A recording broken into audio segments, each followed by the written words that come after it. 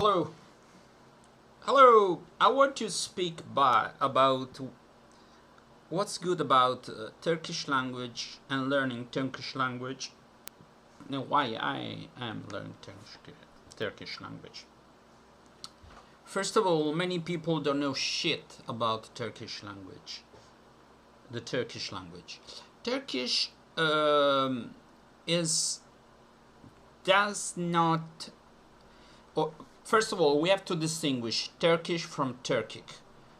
It's not the same thing. It's like saying Italian and Romance languages. Turkish is the Turkic language par excellence. When you think about this family, which is closely related, okay? That means that numbers and basic words are, for the most part, the same, with a difference in pronunciation that doesn't make them ununderstandable. That means that üç can be pronounced odd, och, at can be pronounced ad, but in a context, as far as I know, I'm not a big expert, but this is my understanding. Turkish is the language spoken in Turkey and is the most iconic main Turkic languages because it belongs to a country that is called Turkey, and it is an independent country. Modern Turkey starts from Atatürk in the 20s. That means that before there was not Turkey, there was an Ottoman Empire. Okay, it's like Rome, and then we had, after Rome, we have it's a long history, but after some centuries we have Italy and the Roman Empire is not exactly the same thing. So Turkish is there's a part of Turkey that is in Europe.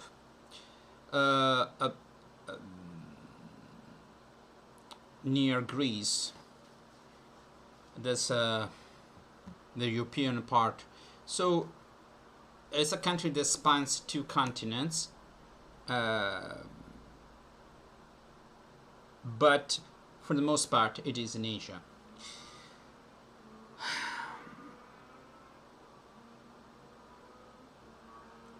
In Turkey, Turkish speaker are 70 million people. You have to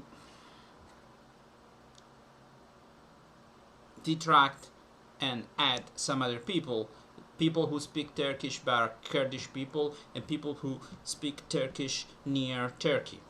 So let's say 70 million people.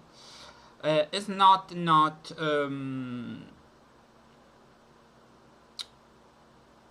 it's enough to make the language quite on the map.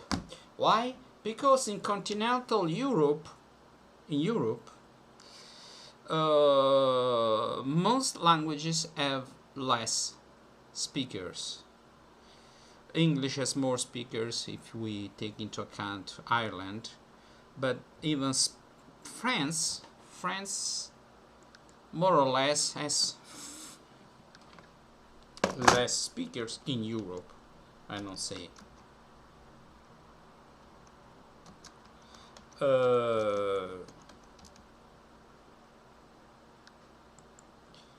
I say 70 million, that's what I remember. 66. So it's more spoken than French in France. It's more spoken, I think Germany has more speakers, sure.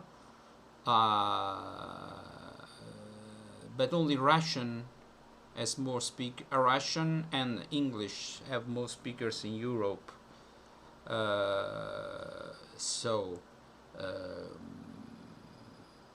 Another thing, Turkic languages have many speakers all over Asia. I'm checking them. Okay, the more you get further from Turkey, the more the language is not understandable. Turkic languages are spoken as a native language by some, I'm reading, 170 million people, and the total number of Turkic speakers, including second language speakers, over 200 million. Not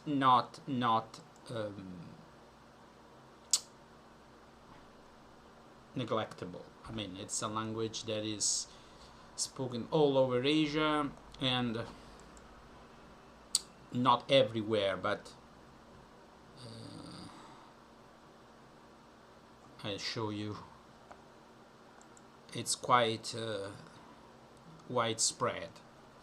Obviously, in some parts they speak the Russian also, and they are more fluent in Russian than the Turkic language. So it's a very complicated thing to say how many people do really speak Turkish, a Turkic language like their native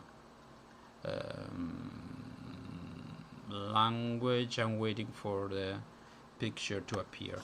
But let's say that you learn Turkish and you can easily add some other languages.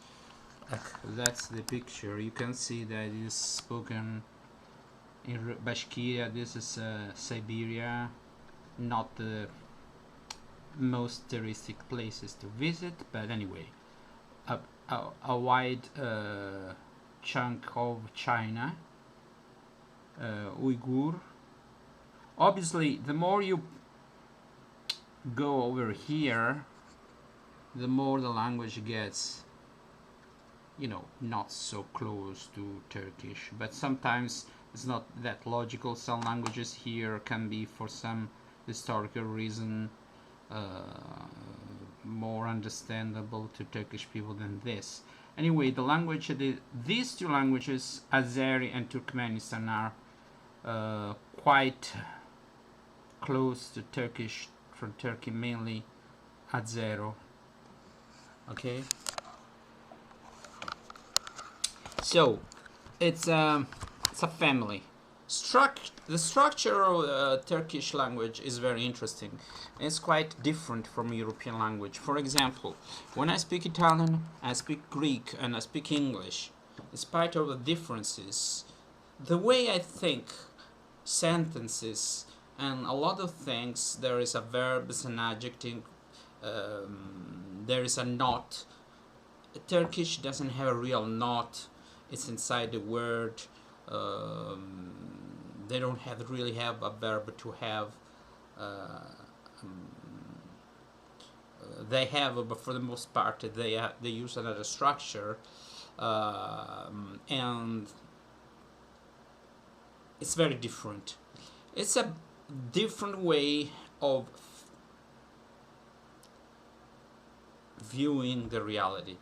So when I say I have done, ecco cani, ho fatto, in all of these three languages you have a subject, a verb to have, and a kind of a past participle. You don't have this in Turkish. I don't have. Io non ho.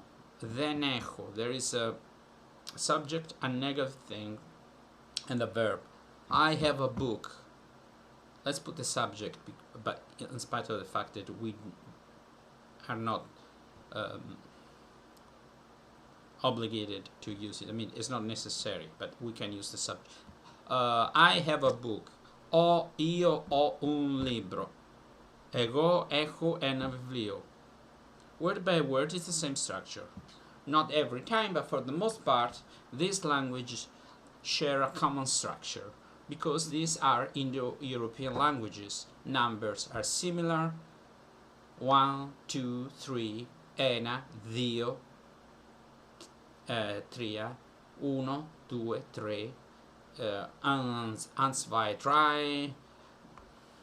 When you go to Turkish languages, bir, iki, üç, completely different. It's really, there are European words, there are loan words. For the most part is a memory effort, a big memory effort, a big change of the way you you make your sentences, there are prepositions, there are postpositions. Sounds difficult. Okay, let's say it's not difficult in itself. Let's say other languages are easy. Half of the English language has Latin words. Sometimes they have a different meaning. Sometimes they have the same meaning. Sometimes they are different in pronunciation. But for an Italian to learn English, I think is a very difficult language for some reasons. But to understand or to get understood, even if you make mistakes, and you do make mistakes at the beginning, because English is not as easy as people think it is. But you don't have to memorize everything. You have to memorize all this for an Italian or French person or a Spanish person or Portuguese speaker, a lot of vocabulary. But let's say almost half of the vocabulary, in spite of the fact maybe you mispronounce whatever, but is familiar to you. If you speak Turkish, maybe 1 out of 300 words can be familiar, and these are not basic words. So you can find, for example, factory, we say fabrica, and Turkish is fabrica. Okay, now and then there are French words, ascenseur, okay, autobus, advocate. There are some common words. Even for the month, there is May, there is Augustus. Okay, there are, but for the most part, it's different. So is it difficult? No, we have been. We got used to the idea that languages are easier than they should be. I mean, we learn I'm generalizing, but most people learn a language that is not entirely different. French is not English, it's a Romance language, but a lot of the vocabulary is understandable, at least in a passive way. You understand, at least you don't get the grammar, you understand many words, you can even infer what they are speaking about, even if you haven't studied French. Okay, maybe not a single phrase, but if you people speak a lot, you catch words. That doesn't happen for Turkish, but this hasn't happened for most languages. I mean, if you learn Russian, that is in an Indo-European language for that matter, so in a way some things are easier to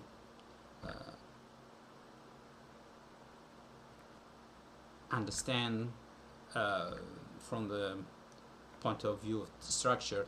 But most languages are not understandable. If you study Albanian, if you study Greek, I speak Greek currently, and Greek is somewhere. A lot of words are common from science and things, so more than Turkish, but it's one of those languages that you really sounds completely ununderstandable. When you start learning, it's easier than you think. So most languages, Japanese, Korean, African languages, Arabic, Chinese are different. Among different languages, Turkish is one of the easiest one. In spite of all the things that can be not familiar, first of all, Turkish for us, for speakers of Italian, English, or Greek, our English sounds are easier to pronounce than Arabic or Chinese. Chinese is the worst language. Arabic also is quite difficult, not as difficult as Chinese. Japanese, okay, Japanese is quite easy for us Italians.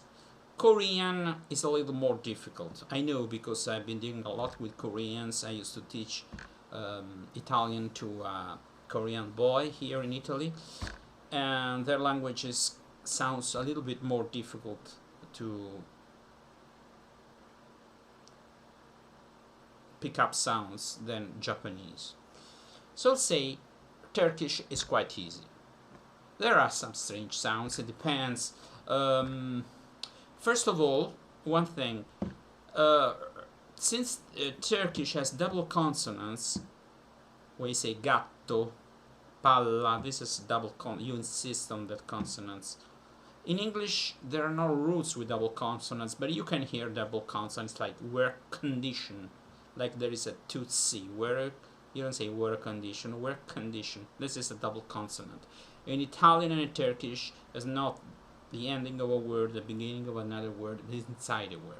And they can distinguish a word from another word. For example, in Italian you say pala, which is shovel, and palla, which is ball. That means that Italians don't have this problem with Turkish, and Turkish pronounced quite well double Italian consonants.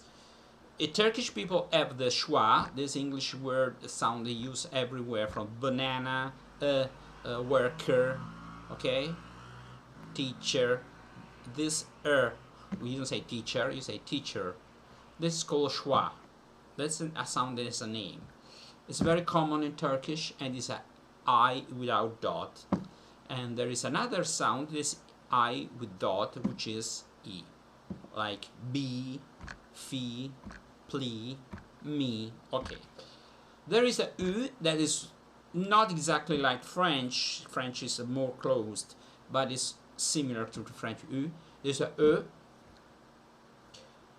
It sounds almost like come up, in the north of England.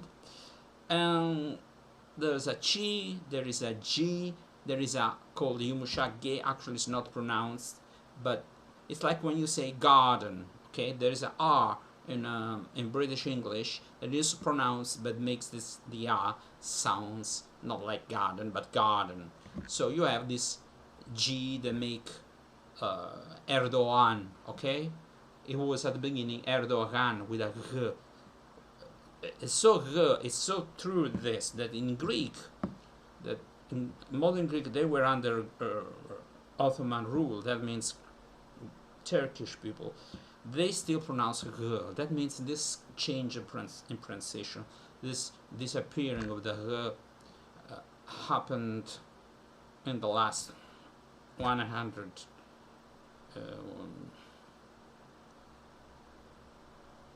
in the last 2 centuries or last century. So pronunciation is easy, spelling is for the most part phonetical, except for some exceptions. They don't say train, tren, they say tiren, so they put I in the middle. So when there is a pl, a tr, they don't pronounce tr, they pronounce tr. It's like people say nuclear and people say nuclear, okay? Obviously, the way they pronounce A is different. K is a little bit K, not really K. A little bit like English. Count. You don't say count. But it's quite. There's not a big gap between what you think and what they pronounce. Between what is written and what they pronounce. Like, for example, in English, for phonetically wise, English is more difficult than Turkish for other foreigners, even for Indo-European speakers. Okay. In the past, Turkish was different. In the past, in the Ottoman Empire, they had lots of Persian words, Arabic words, so much that in the court of the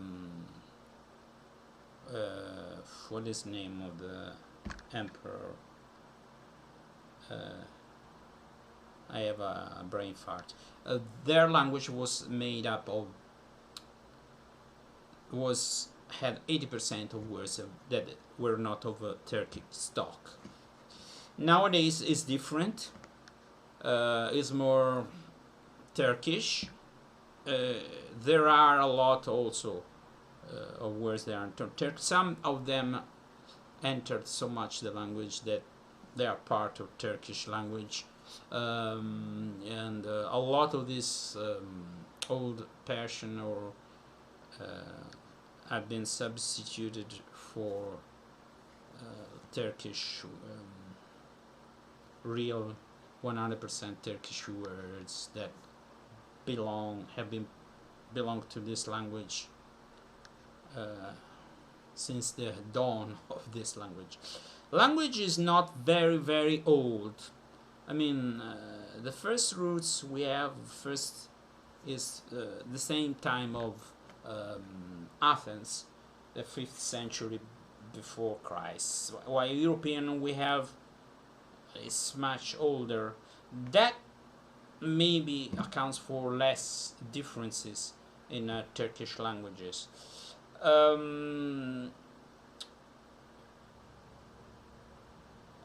Another thing that I noticed, as opposed to Greek people, Turkish people are more prone to speak to you in Turkish immediately. Greek people have to be convinced that I don't like it at all.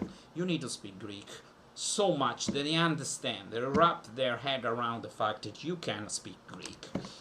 I don't know why. I find that very annoying and disturbing. Turkish people have the opposite problem. They tend to speak Turkish to you even though if you don't speak Turkish. Can be frustrating, but for a learner it's better this than the opposite situation. Yes, it's an Islamic country. I don't want to underestimate get on the nerves of people who believe in that religion. Don't think it's like in an Arabic country, or maybe some Arabic countries are not that, like Tunisia, a little bit more open, but generally speaking, Turkish people are more Eastern than what you think they are. They look more or less like Italians or Greeks. They don't look so much Middle Eastern for the most part. They look European, in spite of the fact they should look Central Asian, but language is one thing, race is another thing, okay? There is some Asian blood, but not so much, okay? So I rarely see Turkish people who look like they are really, they have slanted eyes or very little, and they look strange. I mean, Turkish people are like Italian people, very close to Greek people. They're not so into religion. Like, I don't say there are not there are people who follow their religion, but not religion is not so pervasive here, everywhere, like in other. I say things that I know. I've not been there, so but I spoke to Turkish people, and they're quite open to Eastern culture. Some of them drink alcoholic. I don't know about pork, but you know, there are so many other kinds of meat to eat. That's not a big thing. Food is so good. It's a lot like Greek. Greek people will say, will not accept it, but there's a lot of influence of Turkish cuisine in Greece. Even the name of the dishes and I cannot speak about being there, so I'm speaking from the point of view of a learner. It's not as difficult as Arabic. Even Korean is more difficult. Like, structure can be similar. I spoke with somebody who spoke Hungarian, an Italian who's learning Hungarian, a lot of structures, way they put the words in a sentence were similar in Hungarian and also in Finnish. That doesn't mean that if you speak Turkish you can understand Finnish or Hungarian. No, even if you speak Hungarian you cannot understand Finnish. It can help you. You know, it's not a structure that's new to you. And the same structure is common in many languages. As far as I know, a little bit in Korean and also Japanese. Okay, one of the main features of Turkish is the harmonic vowel harmony. It's difficult to explain. I'm not teaching Turkish now, but you can suffixes, change A to A, sound sound A, or the sound E to sound E or U according to the vowel there before. It's not easy at the beginning. You must practice until it becomes a second nature. Okay, it's like when you're learning English and you say I saw, then you don't even think. Okay, it becomes second nature to you. Also in English, when you say I stopped, I worked, I loved, you know, there is some phonetical phenomenons, I don't know, that happen in every language. Other thing that every suffix has its meaning. No suffix bears two meanings. For example, in Italian we say gatti. It bears two things, plural, e, and masculine. In Greek, even three things. Masculine, plural, sometimes tells you that it's subject or object. Anthropy is masculine, plural, and subject. Anthropos is masculine, plural, and object. And you even change where the accent falls. So, other things, Turkish has a reverse order of words.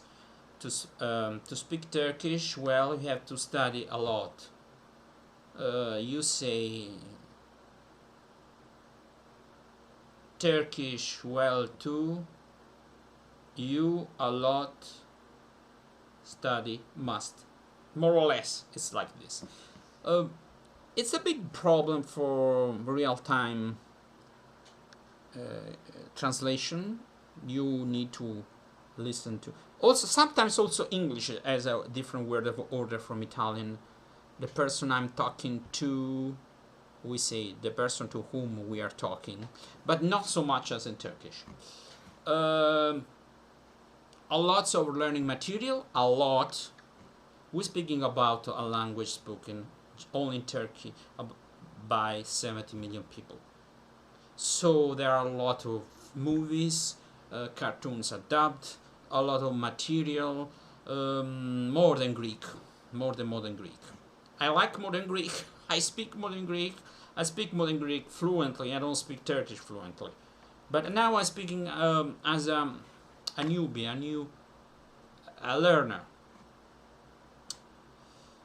So you have access to a culture that is Middle Eastern, but not so much. Okay? People who look like you for the most part, not if you're from Norway, but you're from Italy, south of France, Greece, even Yugoslavia. Used to call it Yugoslavia. I mean, they look like a lot like European people, not like Maghreb, North Africans or Arabic people. No, less cultural shock learning Turkish. Obviously, if you speak Greek, you will have a lot of common words. A lot. 4th century under Ottoman rule influenced the language. There are also words, Turkish words in Romanian and Macedonian or in Bulgarian language. All in all, I'd say that is the easiest of the difficult languages. Once you learn Turkish, you don't fear learning Japanese, Korean, or other languages. Let's say also that many words in Turkish are from Arabic, mainly greetings, salam, merhaba, but all in all, it's not an Arabic language. It belongs to its own family. This is Turkic. They all stem from a Proto-Turkic language that was spoken more or less near Mongolia. Also, Mongolian languages has lots of words in common. It's not considered a Turkic language, but there must be a lot of contact between the two people. Turkish people look very different. Turkic people in Turkey, that means Turkish people, as I said, look a lot like southern Mediterranean people. But if you go further into Asia, they look like Asian people, more or less. I mean, if you go to Kyrgyz, Tajik, even there in Siberia, let alone Uyghur, they are in China, they are Oriental people. So surely the origin of the language was in Asia, and the first speakers of a Turkic language, they looked like more or less like Mongolian, something like that.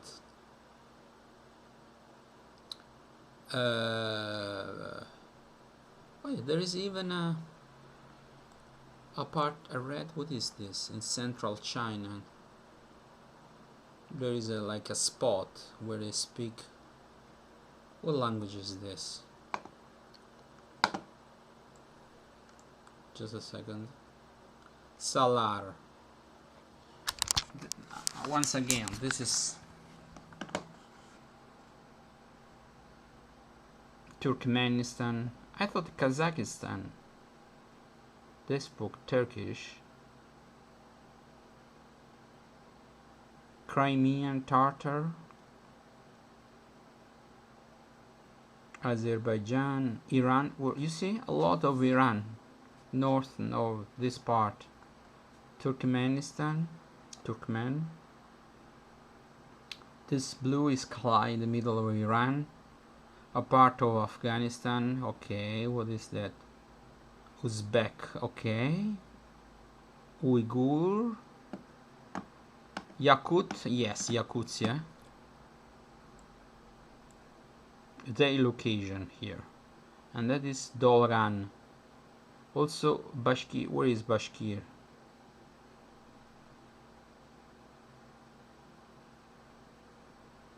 Altai. Kaska. Should be Bashkir.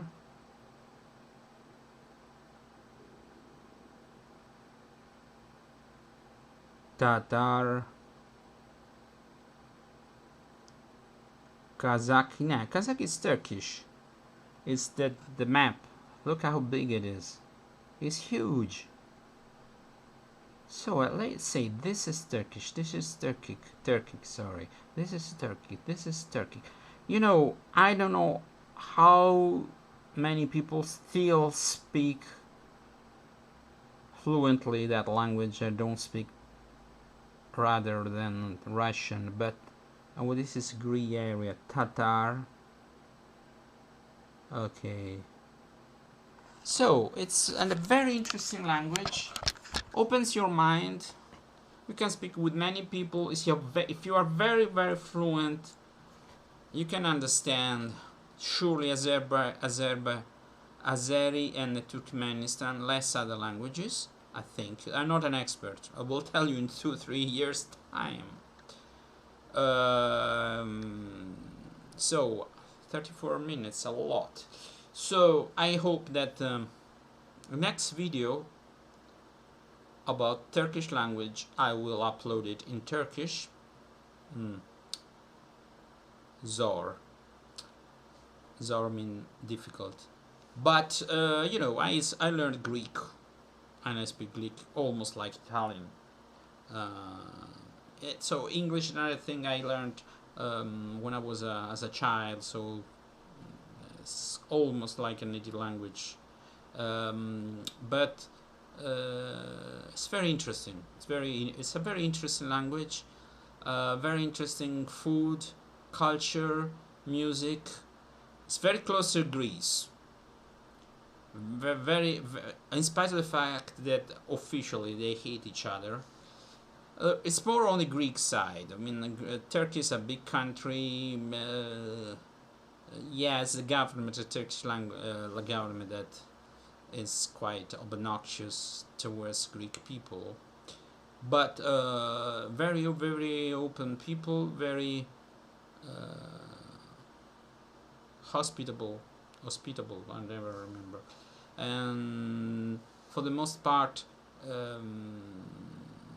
nowadays they are. It's like it's Western people with a Middle Eastern half